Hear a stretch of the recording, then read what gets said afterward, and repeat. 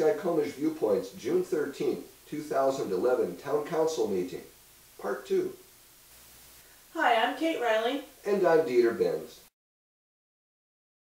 Just what we need, another version of the vision.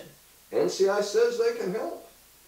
All it's going to take is some more of that old-time mitigation capital. We talked a little bit about some of the funding that we see is available to this, both with, from the mitigation. And I think that was one of the first places that you were looking and that we looked at.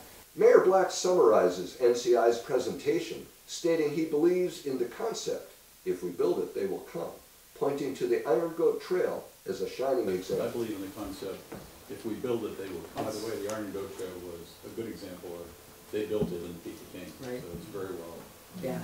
Notice the mayor doesn't present the Iron Goat Trail's latest profit statement.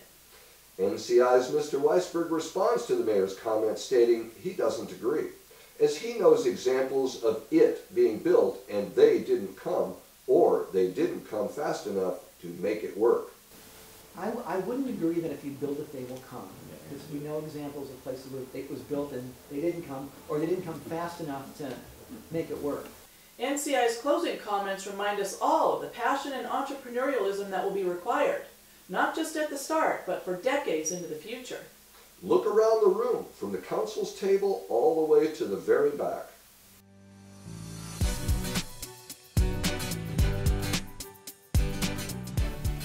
You don't see the passion or entrepreneurialism needed for the heavy lifting during the initial 3 to 5 year startup phase that NCI identifies. I don't see the determination for the long-term, ongoing fundraising that will be needed to keep this self-described money pit afloat. What happens after Sky has spent its mitigation capital on boondoggles that made consultants smile, but don't work, leaving us broke? Where will those who visited this plague upon us then be? Will the real stakeholders, those with actual skin in the game, be expected to clean up this mess? NCI now explains that nonprofit is still a business. It's purely an entrepreneurial startup mode. It's a nonprofit business, but it's a business, and everything you do in a business is exactly the same. Actually, it's not.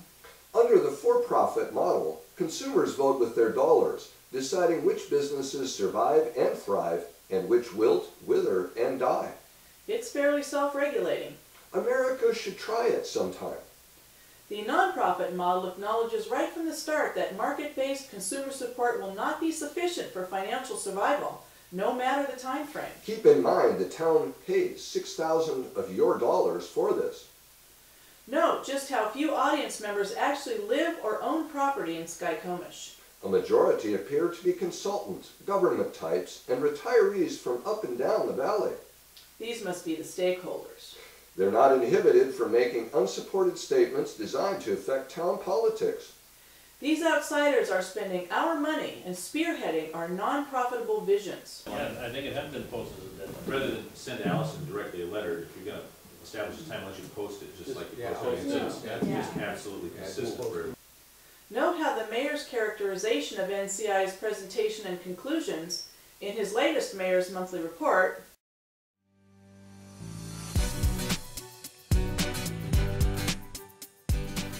bears little resemblance to the actual presentation or Mr. Weisberg's real conclusions.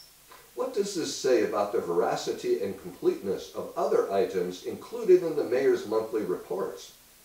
Video does make it easier to catch public officials in the act of rewriting history. NCI's presentation no sooner ends when Mayor Black anxiously stands to announce he's already taken steps to launch the Skykomish Environmental Learning Center and announces Joanne Menard Boggs, who doesn't live or own property in Sky, as the newly appointed project So I want to tell you that we're already taking the first step.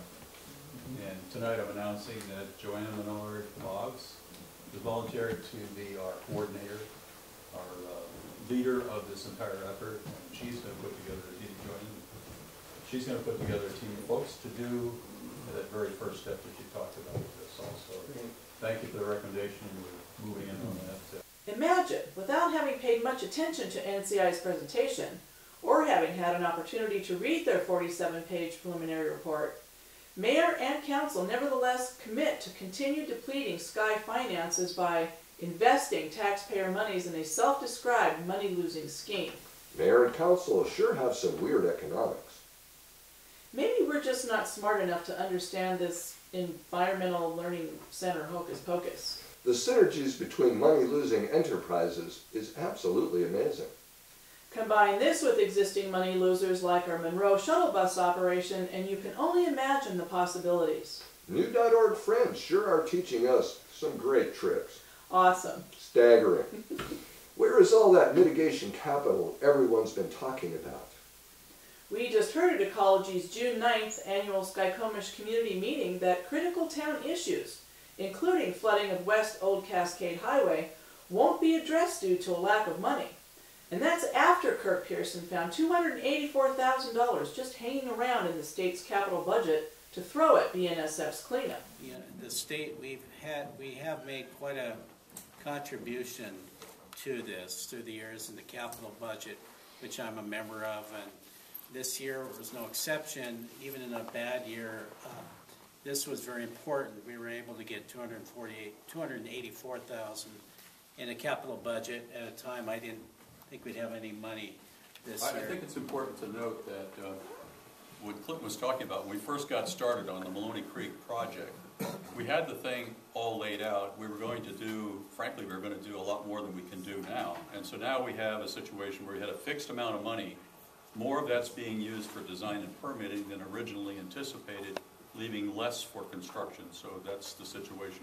We're going to construct what we can with the money we have left. We have a design for solving it, but we don't have the money to do it. So that's basically what it is. Maybe it's stored next to the mayor's missing $2.3 million. Are we just going to stand by while a few .orgs, parasitic consulting groups, and non-residents grab the mitigation capital? We must find a way to break free from the chains we have placed upon ourselves so we can once again go forward. Thanks for taking your valuable time. I'm Kate Riley. And I'm Dieter Benz.